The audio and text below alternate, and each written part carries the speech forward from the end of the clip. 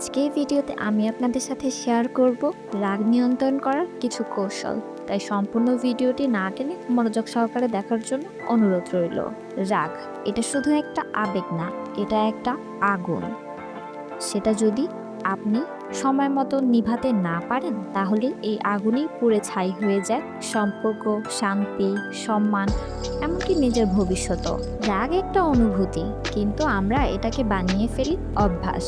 আজকাল মানুষ খুব সহজে রেগে যায়, তুচ্ছ কারণে সম্পর্ক ছিন্ন করে, ছোট কথায় গালমন্দ করতে বসে, তারপর একা ঘরে বসে আফসোস করে আমি যদি চুপ থাকতে পারতাম। কিন্তু তখন আর কিছু করার থাকে না। রাগের কারণে সময় বলা শব্দ, ছোঁয়া, কথা আর কষ্ট দিয়ে ফেলা আচরণ ফিরিয়ে আনা যায় না। রাগ আমাদের সবার মধ্যেই আছে, কিন্তু রাগকে কেউ নিয়ন্ত্রণ করতে পারে আর কেউ করতে পারে না। কেউ কেউ রাগের কাছে হেরে যায়, সেই পার্থক্য আমাদের জীবন গঠনের পথ ঠিক করে দেয়। রাগ কখন আসে? যখন কেউ আমাদের অপমান করে, আমাদের ভুল বুঝে, কথা না শুনে উল্টো কথা বলে, আমাদের উপর অভিযোগ তোলে, আবার রাগ করে নিজের ভিতরের অক্ষমতা, ইগো আর অহংকার থেকে আমরা নিজেদের অনেক বড় ভাবি, এবং যখন কেউ সেই ভাবনার সঙ্গে মেলে না তখন রাগ জন্মায়। কিন্তু আপনি কি জানেন, রাগ কখনো সমস্যার সমাধান হয় না, বরং রাগ সমস্যা আরো বাড়িয়ে দেয়। সম্পর্ক নষ্ট হয়, কাজের গতি কমে যায়, এমনকি শরীরও অসুস্থ হয়ে যায় রাগের কারণে। যারা সবসময় রেগে যায় বা বেশি রাগ দেখায় তাদের ধীরে ধীরে হার্টের সমস্যা দেখা দেয়, উচ্চ রক্তচাপ আর মানসিক বিষণ্ণতায় ভুগে। কারণ রাগ আমাদের শরীরের ভিতরে নেগেটিভ হরমোন তৈরি করে, যা আমাদের ধ্বংসের দিকে নিয়ে যায়। তাহলে উপায় কি? রাগের ঔষধ কি? এটা কোনো ট্যাবলেট না, কোনো ডাক্তারের প্রেসক্রিপশন না। এই ওষুধ আছে আপনার ভিতরে, শুধু খুঁজে বের করতে হবে। প্রথমত, যখন আপনি রেগে যান তখন সাথে সাথে চুপ হয়ে যান, কিছু না বলাই সেই সময় সবচেয়ে বড় বুদ্ধিমানের কাজ। আপনি তখন যদি কথা বলেন, আপনি যা মন থেকে বলতে চান না তাও বলা হয়ে যায়। এরপর অনুশোচনায় আপনাকে কষ্ট দেবে। তাই চুপ থাকুন, পানি খান, শান্ত হয়ে বসুন, কিছুক্ষণ হাঁটুন, স্থান পরিবর্তন করুন, নিজেকে একটু সময় দিন। এটা খুব শক্ত, কিন্তু ধীরে ধীরে অভ্যাস করলে সহজ হয়ে যাবে। দ্বিতীয়ত, বুঝতে চেষ্টা করুন আপনি কেন রেগে যাচ্ছেন। সেটা কি? মানুষটা আপনাকে ইচ্ছে করে কষ্ট দিচ্ছে, নাকি আপনি নিজেই অতিরিক্ত সংবেদনশীল হয়ে যাচ্ছেন? অনেক সময় রাগ আসে ভুল বোঝাবুঝি থেকে। কেউ একটা কথা বলল আর আপনি ভেবে নিলেন সে আপনাকে অপমান করেছে, কিন্তু বাস্তবে হয়তো সে আপনার ভালোর জন্য বলেছিল। তাই পরিস্থিতি বিশ্লেষণ করতে শিখুন। তৃতীয়ত, নিজেকে প্রতিদিন একটু প্রশিক্ষণ দিন।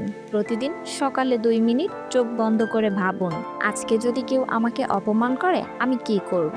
মানসিকভাবে প্রস্তুত থাকলে রাগ সহজে আসে না। নিজের ভেতরে শান্ত থাকার শক্তি তৈরি করতে হয়। আর একটা জিনিস সবসময় মনে রাখবেন, আপনি যদি কাউকে ক্ষমা করতে না পারেন তাহলে আপনি নিজের উপরই অত্যাচার করছেন।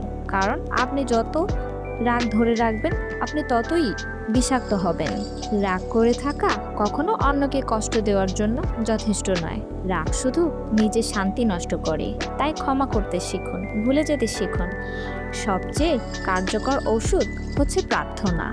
যখন আপনি নিজের রাগ নিয়ন্ত্রণ করতে পারছেন না, চুপ করে বসে আল্লাহর কাছে বলুন, হে আল্লাহ, আমাকে শান্ত করুন। আপনার ভেতরের আলো জ্বলবে। আপনি চাইলেই নিজেই নিজের ভেতরের আগুন নেভাতে পারবেন। রাগ নিয়ন্ত্রণ করার মানে এই নয় যে আপনি দুর্বল, বরং আপনি অনেক বেশি শক্তিশালী। যে নিজের রাগ থামাতে পারে সে পুরো পৃথিবীকে জয় করতে পারে। কেউ আপনাকে ছোট করে কথা বললে, অপমান করলে তার মতো হয়ে পাল্টা কথা বলার দরকার নেই। আপনি যদি নিজেকে শান্ত রাখতে পারেন তাহলে আপনি অনেক বড় হয়ে যান। এতে আপনার মর্যাদা বাড়ে। আপনার রাগ যদি আপনি এখনই নিয়ন্ত্রণ না করেন তাহলে একদিন এই রাগেই আপনার চারপাশে সবকিছু ধ্বংস করে দেবে। তখন আর কিছু থাকবে না। না থাকবে সম্পর্ক, না থাকবে ভালোবাসা, না থাকবে মানুষ।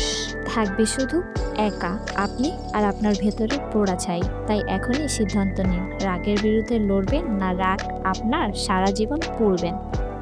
আজ থেকে নিজেকে বলুন, রাগ নয় আমি শান্তির মানুষ, রাগ নয় আমি ক্ষমার মানুষ। আপনারা যদি সত্যিই নিজের রাগ কমাতে চান তবে এই ভিডিওর কথা আজ থেকে বাস্তব জীবনে প্রয়োগ করুন। প্রথম দিনে পারফেক্ট হবেন না, কিন্তু চেষ্টা করলে পরিবর্তন শুরু হবে। আজকের ভিডিওটি এমন কাউকে পাঠিয়ে দিন যে প্রিয় মানুষটি রেগে গিয়ে সবকিছু নষ্ট করে ফেলছে। হয়তো আপনার একটা শেয়ার, একটা কথা তার জীবনে শান্তি ফিরিয়ে আনবে। রাগ পুড়িয়ে দেয়, কিন্তু ক্ষমা ও নীরবতা জীবন গড়ে তোলে। আজকের ভিডিওটি যদি ভালো লেগে থাকে তাহলে চ্যানেলটিকে সাবস্ক্রাইব করে একটি লাইক দিয়ে পাশে থাকবেন। ধন্যবাদ।